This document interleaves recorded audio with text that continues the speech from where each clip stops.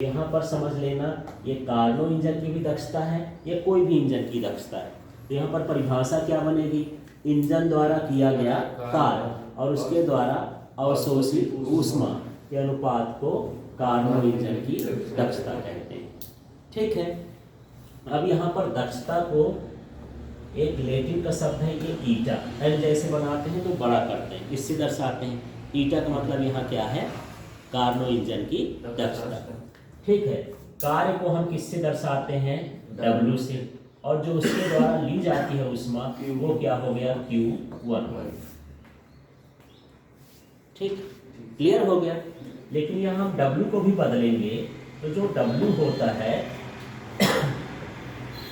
वो Q1 ऊष्मा को लेता है, उस ऊष्मा को कुछ कार्य में बदलता है, बाकी ऊष्मा को क्या कर देता है, बाहर कर देता है। तो जो बाहर कर दिया उसको हम क्या लिखेंगे, Q2। तो ये कार्य का सूत्र हो जाएगा Q1 माइनस Q2।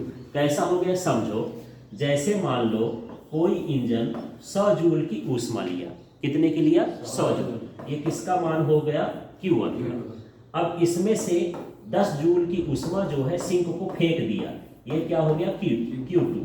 और इसके बीच में जो ऊर्जा आई उसने क्या किया, कार्य किया। कितना कार्य किया, कितने ऊर्जा की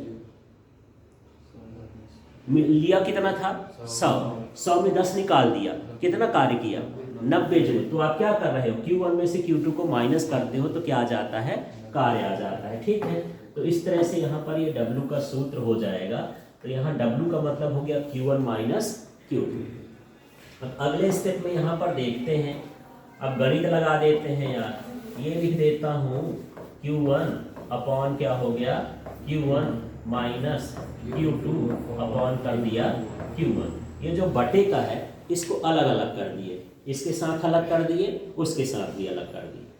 ठीक है, अगले स्टेप में देखो कि ये कट जाएगा यार, Q1 कटेगा तो क्या बचेगा, 1, और यहाँ पर क्या हो जाएगा, Q2 अपॉन क्या है, Q1, है ना। इतना निकालने बाद अब Q2 और Q1 का मान लिखना है। तो Q2 और Q1 का मान कहाँ मिलेगा, तो जो आप 4 चक्र लिखे हो उसमें सबसे पहले समतापी प्रक्रम, है ना, तो एक समतापी संपीड़न वाला लिखे हो और एक समतापी प्रसार वाला लिखे हो, है ना। तो समतापी संपीड़न तब होता था जब उसमें ऊष्मा निकलती थी, तो यहाँ समतापी संपीड़न का सूत्र लिखना है। ठीक है, तो समतापी संपीड़न के समय जो कार्य का सूत्र था तो आप लोग देख रहे होंगे, आप कल निकाले थे। तो ये 1 माइनस यहाँ पर लिखा होगा T2, फिर क्या लिखा है, log V3 अपॉन क्या हो गया, V4। इसी तरह से यहाँ पर जब Q1 का है, ये समतापी प्रसार का, प्रसार वाला सूत्र देख लो। प्रसार वाला सूत्र क्या है, P1 log यहाँ पर V2 अपॉन क्या है, V1। इस तरह से, ठीक है। वैसे आप जब उसमें लिख रहे होगे समतापी संपीड़न में तो V4 अपॉन V3 लिखे होगे, लेकिन संपीड़न है तो ऋण लगेगा, ऋण को हटाने के लिए उल्टा हो जाएगा, V3 अपॉन क्या हो जाएगा, V4। संपीड़न है माने घट रहा है इसलिए।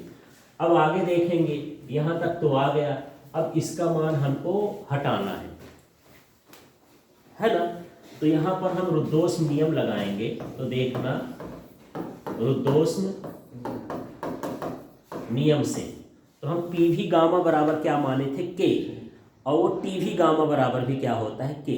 तो हम ऐसा लिख देंगे, जैसे यहाँ पर लिखे T1 और यहाँ पर लिख दिए V गामा माइनस 1, ये सूत्र होता है T के साथ, रुद्धोष्म का नियम। ठीक, दूसरी कंडीशन हो जाएगी, यहाँ पर मैं लिख देता हूँ V1, अगला लिख देते हैं T2 और ये हो जाएगा V2 और गामा माइनस 1। ये रुद्धोष्म नियम होता है, यहाँ पर देखना। अब यहाँ से मुझे जो है T1 अपॉन T2 निकालना है, या T2 अपॉन T1 जो भी समझ लो। तो यहाँ पर मैं लिख देता हूँ T1 अपॉन क्या हो गया, T2, तो इधर क्या आ जाएगा, V2 अपॉन V1, और इसका क्या हो जाएगा, गामा माइनस 1। ठीक है, दोनों में वही घात है ना, तो एक ही घात लिख देंगे। अब यहाँ देखना, इसी प्रकार हम दूसरा निकालेंगे। तो यहाँ लिखेंगे T1 के बाद यहाँ पर मैं लिख दे रहा हूँ T1 का जो संबंध है V4 से था, जब चक्र दिखा रहे थे तो वहाँ पर V4 लिखा था, और यहाँ क्या हो जाएगा गामा माइनस 1। इसी तरह से यहाँ क्या हो जाएगा T2, और ये हो जाएगा V3, और ये हो जाएगा गामा माइनस 1। नमस्ते सर। नमस्ते। थोड़ा सा मैं चक्र भी बना लूँ तब आपको समझ में आएगा।